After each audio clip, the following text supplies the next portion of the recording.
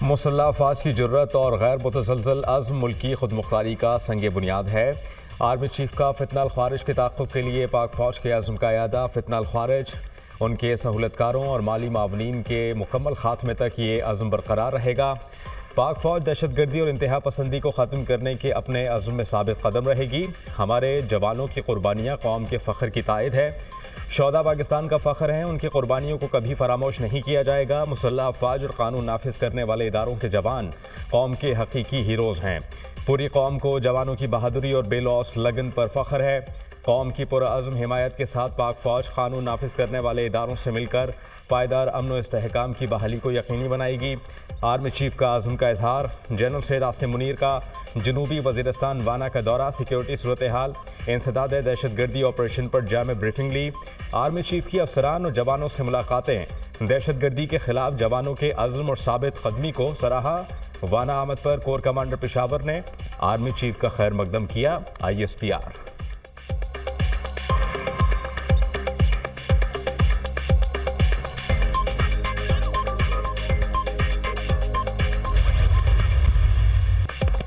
नौ मई के मामले में फौरी फैसलों की जरूरत थी। जिम्मेदारान को कैफरे किरदार तक पहुंचाने में ताखीर अदलिया की वजह से हुई। गुज़िश्ता रोज 9 मई के 25 मुल्जिमान का फैसला आया। जिन 25 अफराद को फौजी अदालतों ने सजाएं सुनाई, उनकी वीडियोस मौजूद हैं।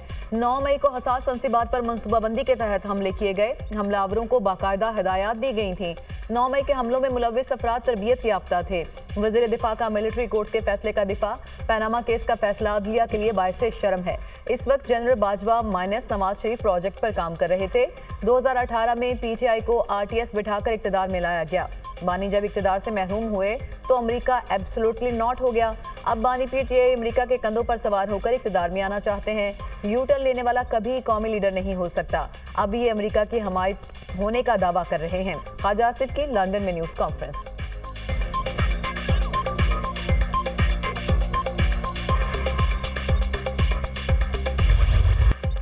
हुकूमत और PTI में मुज़ाकरात। कल पहली बैठक होगी। स्पीकर कौमी असम्बली ने दोनों कमेटियों के अरकान को कल सुबह 11 बजे बुला लिया। वज़ीर आज़म ने पाकिस्तान तहरीक इंसाफ से मुज़ाकरात के लिए 8 रुकनी कमेटी तश्कील दे दी। नायब वज़ीर आज़म इसहाक डार, राना सनाउल्लाह, सेनेटर इरफान सिद्दीकी शामिल, राजा परवेज़ अशरफ, नवीद कमर, डॉक्टर खालिद मकबूल सिद्दीकी, अलीम खान और चौधरी सालिक हुसैन भी कमेटी का हिस्सा। चेयरमैन तहरीक इंसाफ बैरिस्टर गौहर ने स्पीकर कौमी असम्बली से मुज़ाकरात के लिए अपना किरदार अदा करने की इस्तदा की थी। बैरिस्टर गौहर ने तहरीक इंसाफ के साथ मुज़ाकरात की पेशकश पर जोर दिया था। वज़ीर आज़म ने स्पीकर कौमी असम्बली की तजवीज़ मानते हुए हुकूमत इत्तेहाद की मुज़ाकराती कमेटी तश्कील दी। मुल्क की सलामती और कौमी मफाद को मुक़द्दम रखा जाएगा। पाकिस्तान है तो हम सब हैं। स्पीकर कौमी असम्बली की काविश को सराहता हूँ। वज़ीर आज़म शहबाज शरीफ। सरदार अय्याज सादिक का अपोजिशन से मुज़ाकरात के लिए वज़ीर आज़म की तश्कील करदा कमेटी का खैर मकदम। मसाइल को मुज़ाकरात से हल करने से मुताल्लिक वज़ीर आज़म का इक़दाम खुशाइंद है। स्पीकर ऑफिस के दरवाजे हमेशा अराकीन के लिए खुले हैं। सरदार अय्याज सादिक।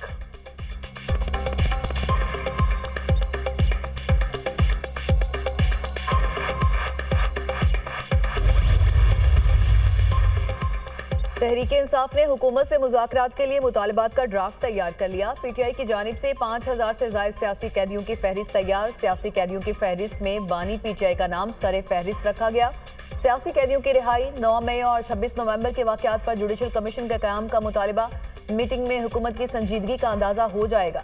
कुछ अपनी सुनाएंगे, कुछ उनकी सुनेंगे। मीटिंग से मुतालिक बानी PTI से मुशावरत करेंगे। मीटिंग के बाद सिविल नाफरमानी तहरीक का फैसला होगा। बानी PTI सिविल नाफरमानी से मुतालिक हतमी फैसला करेंगे। रहनुमा PTI शेख वकास अकरम।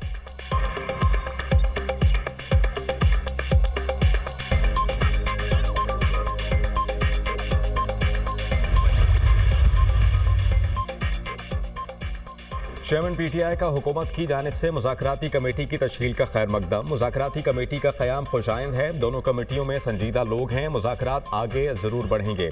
हुकूमत और PTI के मुज़ाकरात जामे और नतीजा खेज़ होने चाहिए। उम्मीद है कि कम वक्त में तमाम मसाइल का नतीजा खेज़ हल निकल आएगा। बैरिस्टर गौहर की मीडिया टॉक। मुज़ाकराती कमेटी के 2 ही एजेंडे हैं। 9 मई और 26 नवंबर के वाक़यात की तहकीकात के लिए जुडिशल कमीशन बनाया जाए और कैदियों को रिहा करें। अगर हमारे मुतालबात ना माने गए तो सिविल नाफरमानी की तहरीक शुरू होगी। फौजी अदालतों से हमारे वर्कर्स को गैर आइनी तौर पर सजा हुई। ऑपोजिशन लीडर उमर अय्यूब।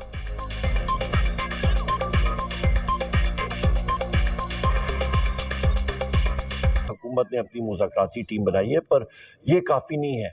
जो शराइत रखे हैं वज़ीर-ए-आज़म इमरान खान साहब ने कि 9 मई के उसके बाद हमारे 26 नवंबर को जो हमारे साथी हैं उनके ऊपर जो तशद्दुद हुआ था उसके ऊपर आपका जुडिशल कमीशन बने, तो इनकी पूरी इंक्वायरी होनी चाहिए, जुडिशल कमीशन बनना चाहिए। तो ये जब बनेगा तो आगे बातचीत चलेगी, ना हुआ तो फिर वज़ीर-ए-आज़म इमरान खान साहब का जो हुक्म है वो सार आंखों पे, जो उन्होंने कहा है कि हम लोग सिविल डिसोबीडियंस की तरफ जाएंगे।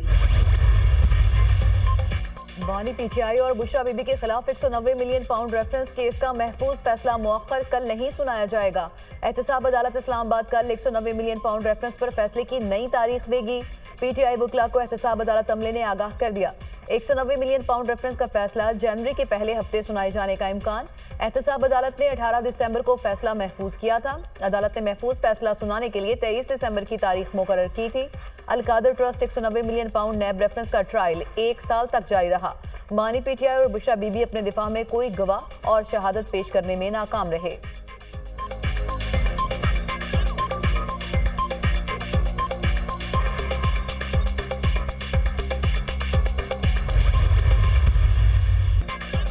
हम सियासी मुज़ाकरात के कायल हैं। सियासी दहशतगर्दी नहीं चल सकती। सियासत की आड़ में मुल्क पर हमले किए गए 9 मई के मास्टरमाइंड को सजा होगी। 9 मई नाकाबिले माफ़ी जुर्म है। शहदा के मज़ारों की बेहुरमती की गई। बैरून मुल्क से पाकिस्तान के खिलाफ ट्रेंड चलाए जा रहे हैं। सियासी जमातें बाद में, पाकिस्तान पहले है। इख्तिलाफ सियासतदानों से करें, शहदा के साथ दुश्मनी क्यों करते हैं। बानी पीटीआई की हुकूमत में महंगाई उरूज पर थी। नवाज शरीफ की जमात ने मुल्क में महंगाई कम की है। महंगाई मजीद कम होगी, अवाम के मसाइल भी हल होंगे। वज़ीर इत्तलात अता तारड़ का हल्का इंतखाब में खिताब।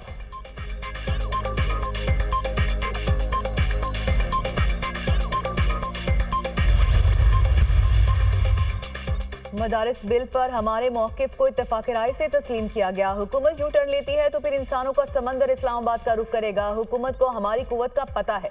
मदारिस बिल पर हमारे भाइयों को टीवी चैनल पर लाकर बिठाया गया। अगर वो हमारे साथ आते हैं तो बिस्मिल्लाह, उधर जाते हैं तो उनकी मर्जी।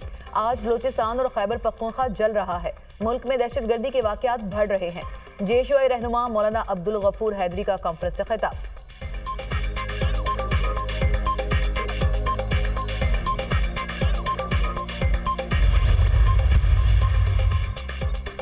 वज़ीर आला खैबर पख्तूनख्वा अली अमीन गंडापुर की हिदायत पर कुर्रम के लिए हेलीकॉप्टर सर्विस शुरू। सूबाई हुकूमत के हेलीकॉप्टर की पेशावर से कुर्रम के लिए 2 परवाजें। 12 चनार से 53 अफराद पेशावर मुंतकिल, 14 मरीज शामिल। तीसरी परवाज के जरिए टल में फंसे अफराद को 12 चनार मुंतकिल किया जाएगा। मजमूई तौर पर 5 परवाजों के जरिए 100 से ज़ायद अफराद की मुंतकिली होगी। हेलीकॉप्टर के जरिए अद्वियात की फराहमी का अमल भी जारी। पेशावर से 1850 किलोग्राम अद्वियात 12 चनार पहुँचाई गईं। कुर्रम में पायदार अमन के लिए संजीदा इक़दाम किए जा रहे हैं। वज़ीर आला खैबर पख्तूनख्वा अली अमीन गंडापुर।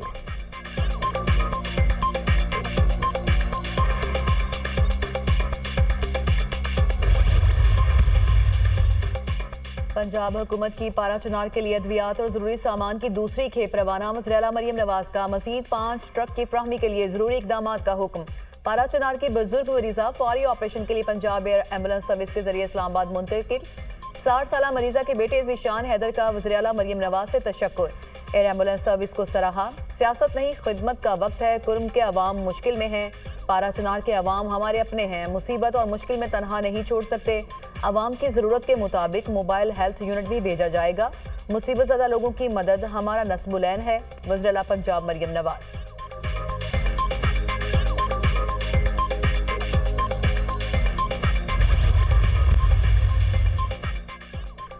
चैंपियंस ट्रॉफी में पाक भारत मैचेस के लिए यूएई को न्यूट्रल वेन्यू बनाने का फैसला।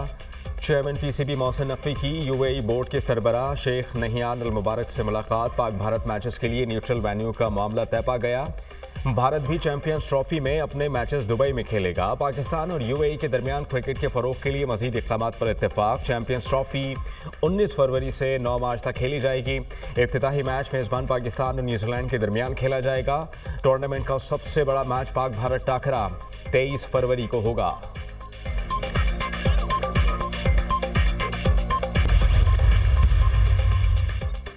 हमारे मिसाइल प्रोग्राम से मुतालिका कंपनीज पर अमरीकी पाबंदियों से कोई फ़र्क नहीं पड़ेगा। पाकिस्तान की मिसाइल प्रोग्राम का अमरीका या मगरबी ममालिक से कोई ताल्लुक नहीं। हमारा मिसाइल प्रोग्राम भारत के लिए है। अमरीका में साबिक पाकिस्तानी सफ़ीर मलिहा लोधी की दुनिया न्यूज़ से गुफ्तगू।